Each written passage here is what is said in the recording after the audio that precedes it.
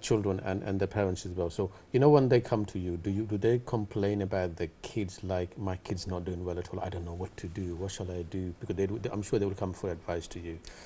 Do you get this kind of stuff?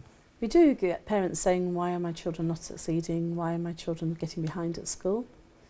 And sometimes we'll say, well, if you look at your child's attendance record, if they're only coming 90%, then they're going to lose 10% of their education. And parents say, oh, well, they've just had a day off here and a day off there. And then we look at their attendance, and it may only be 85, 90%. And parents don't realise that those odd day here and there affects a child. Another reason may be that the children are spending all their spare time on their iPads or watching TV, not when they've gone to mosque school, but when they're doing other things.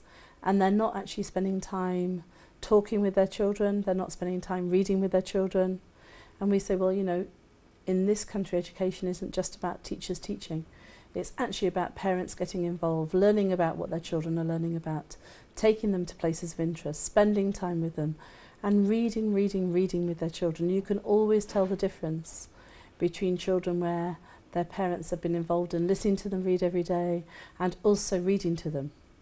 And it doesn't matter if they read in whichever language they speak. If they're Chinese and they read in Chinese for their children. If they're hearing people read to them, and if they're listening, and if they're joining in and reading with their parents, their reading will improve, and that makes a lot of difference, as you know, in education. That's true. Carmen, ni hao. I forgot to say that in the first place. Why do you think in our Asian culture we don't have parents involving with young children when they're learning or telling stories or reading for them? Do you have the same issues in yeah, I think so. I can't speak for everyone there, but I think a lot of it is time, really. If both parents are working, they don't really have time to take the children out outings or to read to them. For example, my mum, she was a single parent, brought up 2 kids, worked 6 days a week. I don't blame her, she didn't have time to do homework with me, really. But is it a cultural thing, or you think that genuinely people don't have time? Is it a cultural thing, like, I ain't got time for you, I'll get a teacher, I pay for a teacher to do the job for me? Yeah, I think that happens too. Sometimes they might think it's the children that should be doing their own homework, really.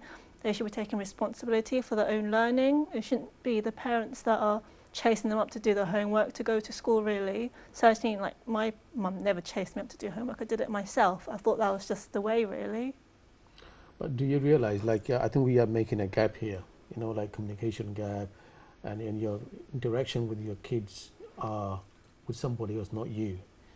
Do you think it's healthy? Do you feel? I think it's going to be different for different families. Okay. So some families, they're going to need that interaction, really, especially if the child has got maybe ADHD, they might need more attention from the families. Some kids are quite introverted, they're happy just to get on with their lives, really, don't really need the parents' involvement. I think it's different for everyone, really.